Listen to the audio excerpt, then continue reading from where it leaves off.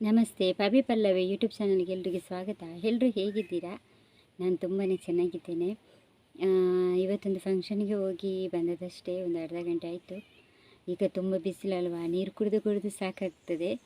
ಹಾಗೆ ಈಗ 4:15 ಆಯಿತು. ಆದರೆ ಸಹ ನೋಡ್ಬೋದು ಮುಖದ ಮೇಲೆಲ್ಲ ತುಂಬ ಬಿಸಿಲು ಬೀಳ್ತಾ ಇದೆ. ಸಂಜೆ ಬಿಸಿಲು ಒಳ್ಳೆಯದಂತ ಹೇಳ್ತಾರೆ, ಹಾಗೆ ಕೂತ್ಕೊಂಡಿದ್ದೇನೆ. ಬನ್ನಿ ಇವತ್ತು ವಿಡಿಯೋ ಸ್ಟಾರ್ಟ್ ಮಾಡೋಣ. ಸೆಕೆಗೆ ಕೂತ್ಕೊಳ್ಳಿಕ್ಕೆ ಆಗೋದಿಲ್ಲ, ಹಾಗೆ ನಾನು ಸ್ವಲ್ಪ ಹೊರಗಡೆ ಬಂದು ಕೂತ್ಕೊಂಡಿದ್ದೇನೆ. ಇಲ್ಲಿ ತುಂಬ ಚೆನ್ನಾಗಿ ಗಾಳಿ ಕೂಡ ಬೀಸ್ತಾ ಇದೆ. ಈಗ ನಿಮ್ಮ ಹತ್ರ ಒಂದು ವಿಷಯ ಮಾತಾಡುವಂತ ಬಂದಿದೆ. ನಾನು ಸ್ಟಾರ್ಟಿಂಗಲ್ಲಿ ರಕ್ಷಿತಾ ಶೆಟ್ಟಿ ಅವರ ಬಗ್ಗೆ ಒಂದು ವಿಡಿಯೋ ಮಾಡಿದ್ದೆ. ಬೆದ್ರು ಹೊಸಕ್ಕೆ ಅವರು ಬಂದಿದ್ರಲ್ವ, ಅದರ ವಿಡಿಯೋನ ತುಂಬ ಜನ ಇಷ್ಟಪಟ್ಟಿದ್ರು. ಅಂದರೆ ನಂದು ತುಂಬ ಟೈಮ್ ಆಯ್ತಾಯ್ತಾ, ನಂದು ಯಾವುದು ಸಹ ವಿಡಿಯೋ ಗ್ಯಾಪ್ ಇತ್ತಲ್ವ, ಆ ಕಾರಣ 150 ಅಷ್ಟೇ ಎಲ್ಲ ವ್ಯೂಸ್ ಹೋದದ್ದು. 400 ವ್ಯೂಸ್ ಹೋಯಿತು. ಅಂದರೆ ರಕ್ಷಿತನ ವಿಡಿಯೋ ಸ್ವಲ್ಪ ಜನ ಇಷ್ಟಪಡ್ತಿದ್ದಾರೆ ಅಂತ ಗೊತ್ತಾಯಿತು ನನಗೆ. ಹಾಗೆ ಯೂಟ್ಯೂಬ್ ಕೂಡ ರೆಕಮೆಂಡ್ ಮಾಡ್ತಾ, ಆದ ಕಾರಣ ನನಗೆ ತುಂಬ ಖುಷಿಯಾಗಿ ನಾನು ಇನ್ನೊಂದು ವಿಡಿಯೋ ಮಾಡಿದೆ ಆಯಿತಾ. ಅದಕ್ಕೆ ನನಗೆ ನಿಮಗೆ ಗೊತ್ತಿರ್ಬೋದು, ನೆಗೆಟಿವ್ ಪಾಸಿಟಿವ್ ಎರಡೂ ಕೂಡ ಬಂತು. ಆದರೆ ಸಹ ವಿಡಿಯೋ ಸ್ವಲ್ಪ ಜಾಸ್ತಿ ಓಡಿತು. 1K ನಮ್ಮಂಥ ಅಂದರೆ ಈಗ ಮುಂಚೆಲ್ಲ ನಂದು 2K ಎಲ್ಲ ಓಡಿದೆ, 3K ಎಲ್ಲ ಓಡಿದೆ. ಆದರೆ ಈಗ ತುಂಬ ಗ್ಯಾಪ್ ಇದ್ದ ಕಾರಣ ನಮ್ಮ ವಿಡಿಯೋ ಅದೊಂದು 1K ಓಡೋದಂದರೆ ನಮಗೆ ತುಂಬ ಖುಷಿ ಆಯಿತು. ಹಾಗೆ 1K ಸ್ವಲ್ಪ ಜಾಸ್ತಿ ಓಡಿತು. ಆ ಕಾರಣ ಇನ್ನೊಂದು ವಿಡಿಯೋ ಕೂಡ ನಾನು ಮಾಡಿದೆ ರಕ್ಷಿತಾ ಶೆಟ್ಟಿ ಅವರ ಬಗ್ಗೆ. ಮಿಡ್ಲಲ್ಲಿ ಬೇರೆ ವಿಡಿಯೋ ಮಾಡಿದರೆ ಅದು ಜಾಸ್ತಿ ಓಡ್ತಾ ಇಲ್ಲ. ಯಾಕೆ ಅಂದರೆ ನನ್ನ ಚಾನಲಲ್ಲಿ ಜನರು ರಕ್ಷಿತಾ ಶೆಟ್ಟಿಯ ವಿಡಿಯೋನು ಕೇಳ್ತಾ ಇದ್ದಾರೆ, ಇಷ್ಟಪಡ್ತಿದ್ದಾರೆ ಅನ್ನೋದು ನನಗೆ ಗೊತ್ತಾಯಿತು. ಹಾಗೆ ಇನ್ನೊಂದು ವಿಡಿಯೋ 2K ಹೋಯಿತು. ಅಷ್ಟೇ ಅಲ್ಲ, ಫಾಲೋವರ್ಸು ಕೂಡ ಅಷ್ಟೇ. ಪ್ರತಿಯೊಂದು ರಕ್ಷಿತನ ವಿಡಿಯೋ ಮಾಡಿದಾಗಲೂ ನನಗೆ 10-15 ಆಗಿ ಫಾಲೋವರ್ಸ್ ಆಗ್ತಾ ಬಂದಿದ್ದೀರಾ. ಮೊನ್ನೆ ವಿಡಿಯೋದಕ್ಕೆ ಅಂತೂ 30 ತನಕ ನನಗೆ ಫಾಲೋವರ್ಸ್ ಆಗಿದ್ದಾರೆ. ಆಗ ಗೊತ್ತಾಗುತ್ತೆ ಅಲ್ವಾ ನನಗೆ ರಕ್ಷಿತಾ ಅವ್ರದ್ದು ವಿಡಿಯೋ ನನ್ನ ಚಾನಲಲ್ಲಿ ಜನರು ಇಷ್ಟಪಡ್ತಿದ್ದಾರೆ ಅಂತ. ಆ ಕಾರಣ ಜನರು ಯಾವುದನ್ನು ಇಷ್ಟಪಡ್ತಾರೆ ನೋಡಿ, ಅದನ್ನೇ ನಮ್ಮ ಚಾನಲಲ್ಲಿ ನಾವು ಸ್ವಲ್ಪ ಇನ್ನೂ ಜಾಸ್ತಿ ಮಾಡುವ ಅಂತ. ಆ ಕಾರಣ ಇವತ್ತು ಕೂಡ ನಾನು ರಕ್ಷಿತನ ಬಗ್ಗೆ ವಿಷಯ ಅಂತ ಅಂದರೆ, ಮೊನ್ನೆ ಒಂದು ಈವೆಂಟಲ್ಲಿ ರಕ್ಷಿತಾ ಅವರು ನಮ್ಮ ಧ್ರುವ ಅವರನ್ನು ಮೀಟ್ ಮಾಡಿದರು. ಅವರು ಕೂಡ ಬಿಗ್ ಬಾಸಲ್ಲಿ ಇದ್ರಲ್ವಾ. ಮೋಸ್ಟ್ಲಿ ಅವರು ಕರಾವಳಿ ಅವರಂತ ನನ್ನ ಅನಿಸಿಕೆ. ಕರೆಕ್ಟಾಗಿ ನನಗೆ ಗೊತ್ತಿಲ್ಲ, ಗೊತ್ತಿದ್ದರೆ ಯಾರಾದರೂ ಕಮೆಂಟ್ ಮಾಡಿ ಹೇಳಿ ಆಯಿತಾ. ಮತ್ತು ಅದಕ್ಕೆ ಒಂದು ನೆಗೆಟಿವ್ ಕಮೆಂಟ್ ಹಾಕಬೇಡಿ ನನಗೆ. ಹಾಗೆ ಯಾಕೆಂದರೆ ಅವರು ತುಳು ಚೆನ್ನಾಗಿ ಮಾತಾಡ್ತಾರೆ ಅಲ್ವಾ, ಆ ಕಾರಣ ಇಟ್ಟು ನಾನು ಹೇಳಿದೆ ಅವರು ಮೋಸ್ಟ್ಲಿ ಕರಾವಳಿಯವರು ಅಂತ. ಹಾಗೆ ಅಲ್ಲಿ ನಮ್ಮ ಫಸ್ಟಿಗೆ ಬಿಗ್ ಬಾಸಲ್ಲಿ ನಮ್ಮ ರಕ್ಷಿತಾ ಹಾಗೆ ಮಲ್ಲಮ್ಮ ಮತ್ತು ನಮ್ಮ ಧ್ರುವ ಅವರು ಒಳ್ಳೆಯ ಒಂದು ಬಾಂಡಿಂಗ್ ಇತ್ತು ಅವರದ್ದು.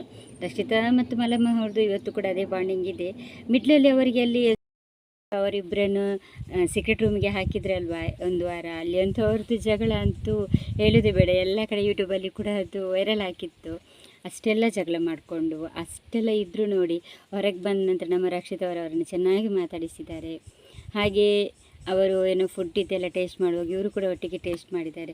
ಅಲ್ಲ, ನಾನು ಹೇಳೋ ಪ್ರಕಾರ ಅಲ್ಲಿ ಅವರಿಗೆ ಬಿಗ್ ಬಾಸ್ ಮನೆಯ ಒಳಗಡೆ ಅಂತಲ್ಲ, ಬೇರೆ ಯಾರ ಜೊತೆಲೂ ಮಾತಾಡಲಿಕ್ಕಿರಲ್ಲ, ಹೊರಗಡೆ ಬರಲಿಕ್ಕಿರಲ್ಲ. ಒಂದು TV ಆಗಲಿ ಫೋನ್ ಆಗಲಿ ಹೊರಗಿನ ಯಾವ ಸಂಪರ್ಕ ಕೂಡ ಇರಲ್ಲ ಅಲ್ವಾ. ಹಾಗೆ ಅಲ್ಲಿ ಮೇಯ್ನಾಗಿ ಅವರಿಗೆ ಹೊಟ್ಟೆಗೆ ಕರೆಕ್ಟ್ ಇರಲ್ಲ. ಅದೇ ಅಲ್ವಾ ಬಿಗ್ ಬಾಸ್ ಟಾಸ್ಕ್ ಅಂದರೆ. ಫುಡ್ಡೆಲ್ಲ ಅವರಿಗೆ ಅಲ್ಲಿ ಲಿಮಿಟೆಡ್ ಇರ್ತದೆ. ಅಲ್ಲಿ ಅವರಿಗೆ ಅದು ಹೊಟ್ಟೆ ಹಸಿವು ಬೇರೆ ಆಗಿರ್ತದೆ. ಅಲ್ಲಿ ಜಗಳ ಬಂದೇ ಬರ್ತದೆ. ಒಂದು ಕಡೆ ಅವರೇ ಮಾಡಬೇಕು, ಒಂದು ಕಡೆ ಟಾಸ್ಕ್ ಮಾಡಬೇಕು. ಆ ಕಾರಣ ಅವರಲ್ಲಿ ತುಂಬಾ ಕಚ್ಚಾಡ್ತಾರೆ ಒಬ್ರಿಗೊಬ್ರು ಎಲ್ಲ. ಆದರೆ ಹೊರಗೆ ಬಂದ ನಂತರ ಈಗ ಅವರಿಗೆ ನಗು ಬರ್ತದೆ ನೋಡಿ. ರಕ್ಷಿತಾ ಶೆಟ್ಟಿ ಅವರು ಹೇಳ್ತಾ ಇದ್ದಾರೆ, ನಾನೀಗ ಬಿಗ್ ಬಾಸಲ್ಲಿದ್ದವರನ್ನೆಲ್ಲ ತುಂಬ ಮಿಸ್ ಮಾಡ್ತಾ ಇದ್ದೀನಿ ಅಂತ. ಹಾಗೆ ಧ್ರುವಂತ್ ಅವರು ಇವರು ಇನ್ನೂ ಮಾತಾಡೋದೇ ಇಲ್ವೇನೋ ಅನ್ನುವಷ್ಟು ಮಟ್ಟಿಗೆ ಎಲ್ಲ ಅಲ್ಲಿ ತುಂಬಾ ಜಗಳ ಮಾಡ್ತಾಯಿದ್ರು. ಇನ್ನು ನಾವು ಒಬ್ರಿಗೊಬ್ರು ಮಾತಾಡಲ್ಲ ಅನ್ನೋಷ್ಟು ಮಟ್ಟಿಗೆ ಕೂಡ ಅವರು ಮಾತಾಡಿದರು. ಆದರೆ ಮೊನ್ನೆ ಇಬ್ಬರು ಸಹ ಸೇರಿ ಚೆನ್ನಾಗಿ ಮಾತಾಡಿದರು. ಹಾಗೆ ರಕ್ಷಿತಾ ಅವರು ಮನೆಗೆ ಸಹ ಅವರನ್ನು ಇನ್ವೈಟ್ ಮಾಡಿದರು. ಹಾಗೆ ಇನ್ನು ಅಲ್ಲಿಯಾದರೂ ಫಂಕ್ಷನ್ ಇದೆ, ಅಲ್ಲಿ ಸಿಗುವ ಅನ್ನುವಂಥ ಮಾತನ್ನೆಲ್ಲ ನೋಡುವಾಗ ನಮ್ಮದು ರಕ್ಷಿತಾ ಅವ್ರದ್ದು ಮನಸ್ಸು ಎಂಥದಂತ ಎಲ್ರಿಗೂ ಸಹ ಗೊತ್ತಾಗ್ತದೆ. ಹಾಗೆ ಧ್ರುವಂತು ಕೂಡ ಇವರು ಮಾತಾಡಿಸಿದಾಗ ಮಾತಾಡಿದರು. ಅವರು ತುಳುವಲ್ಲಿ ಕೂಡ ಅಲ್ಲಿ ಕೆಲವು ವರ್ಡೆಲ್ಲ ಯೂಸ್ ಮಾಡಿ ಮಾತಾಡಿದರು. ಇದು ರಕ್ಷಿತಾ ಶೆಟ್ಟಿ ಅವರಂತಲ್ಲ, ಎಲ್ಲರೂ ಕೂಡ ಹಾಗೆ, ನಾವು ಕೂಡ ಹಾಗೆ. ಸ್ಕೂಲ್ ಟೈಮಲ್ಲೆಲ್ಲ ನಮ್ಮ ಸಹಪಾಠಿಗಳೊಟ್ಟಿಗೆ ತುಂಬಾ ಜಗಳ ಮಾಡ್ತೀವಿ. ಆ ಟೈಮ್ಗೆ ಅದೇ ತುಂಬ ದೊಡ್ಡ ವಿಷಯ ಆಗಿರ್ತದೆ ನಮಗೆ. ಏನೋ ಒಂದು ಸಿಲ್ಲಿ ಕಾರಣಕ್ಕೆ ಜಗಳ ಆಗಿರ್ತದೆ, ಮಾತು ಬಿಟ್ಟಿರ್ತೇವೆ, ಒಬ್ಬರನ್ನೊಬ್ಬರು ನೋಡ್ತಿರಲ್ಲ, ಹಾಗೆಲ್ಲ ಇರ್ತದೆ. ಅದೇ ಸ್ಕೂಲ್ ಬಿಟ್ಟೆಲ್ಲ ಟೈಮ್ ಹೋದ ನಂತರ ಎಲ್ಲ ಅದೆಲ್ಲ ಎನಿಸಿ ನಮಗೆ ನಗು ಬರ್ತದೆ. ನಾವು ಇಷ್ಟಿಷ್ಟು ಚಿಕ್ಕ ವಿಷಯಕ್ಕೆಲ್ಲ ಮತ್ತು ನಾವು ಟೀಚರ್ ಹತ್ರ ಎಲ್ಲ ಚಾಡಿಲ್ಲ. ಹಾಗೆ ಇವರೆಲ್ಲ ಮೈಕ್ ಹತ್ರ ಬಂದು ಬಿಗ್ ಬಾಸ್ ಹತ್ರ ಎಲ್ಲ ಕಂಪ್ಲೇಂಟ್ ಮಾಡ್ತಿದ್ರಲ್ವ, ಅದೇ ಥರ ಅದೊಂದು ಸ್ಕೂಲ್ ಲೈಫ್ ಥರನೇ ಹಾಗೆ ಹೋಗಿದೆ ಬಿಗ್ ಬಾಸ್ ಅಂದರೆ. ಆನಂತರ ನೋಡಿ ರಕ್ಷಿತಾ ಶೆಟ್ಟಿ ಅವರು ಅದನ್ನೆಲ್ಲ ಮರೆತು ಎಷ್ಟು ಚೆನ್ನಾಗಿ ಅವರಿಗೆ ಮಾತಾಡಿಸಿದ್ದಾರೆ. ಅವರಿಗೆ ಮನೆಗೆ ಕೂಡ ಇನ್ವೈಟ್ ಮಾಡಿದ್ದಾರೆ, ಎಲ್ಲರೂ ಸಹ ನೋಡಿರ್ಬೋದು. ಹಾಗೆ ಒಂದು ಗಾಯ ಇರ್ತದೆ, ಅದು ದಿನ ಕಳೆದಂತೆ ಮಾಗ್ತದೆ ಅಲ್ವಾ. ನೋವೆಲ್ಲ ಕಡಿಮೆ ಆದಾಗ ಎಲ್ಲ ಆ ಗಾಯ ಮುಂಚೆ ಆದದ್ದೇ ನಮಗೆ ನೆನಪಿರುವುದಿಲ್ಲ ಅಲ್ವಾ. ಹಾಗೆ ಆಗಿದೆ ಈಗ. ಧ್ರುವಂತ್ ಇವರು ಎಲ್ಲ ಒಳ್ಳೆ ಬಾಂಡಿಂಗಲ್ಲಿದ್ದಾರೆ. ಅಲ್ಲಿರಬೇಕಾದ್ರೂ ಮಾತ್ರ ಅಂಥದ್ದೆಲ್ಲ ಸಿಟ್ಟು, ನೋವು, ಗಲಾಟೆ ಎಲ್ಲ ಹೊರಗೆ ಬಂದು ಸ್ವಲ್ಪ ಟೈಮ್ ಇರ್ತದೆ, ಮತ್ತು ಯಾವುದಾದ್ರು ಮನಸ್ಸಲ್ಲಿ ಇರೋದಿಲ್ಲ. ಹಾಗೆ ಓಕೆ, ರಕ್ಷಿತಾ ಶೆಟ್ಟಿಯವರ ಒಳ್ಳೆ ಮನಸ್ಸಿಗೆ ಇದೊಂದು ನಿದರ್ಶನ. ನೀವು ಇಷ್ಟೆಲ್ಲ ಸಪೋರ್ಟ್ ಮಾಡುವಾಗ ನನಗೆ ರಕ್ಷಿತಾ ಶೆಟ್ಟಿಯವರ ಬಗ್ಗೆ ಆದಷ್ಟು ವಿಡಿಯೋ ಮಾಡಲಿಕ್ಕೆ ಇನ್ನೂ ಕೂಡ ಇದೆ. ಓಕೆ, ಇವತ್ತಿನ ವಿಡಿಯೋದಲ್ಲಿ ನಾನು ಇಷ್ಟೆಲ್ಲ ನಿಮಗೆ ಶೇರ್ ಮಾಡಿದ್ದೇನೆ. ಹಾಗೆ ರಕ್ಷಿತಾ ಶೆಟ್ಟಿಯವರ ಮತ್ತೊಂದು ವಿಡಿಯೋದಲ್ಲಿ ನಿಮಗೆ ಸಿಗ್ತೀನಿ.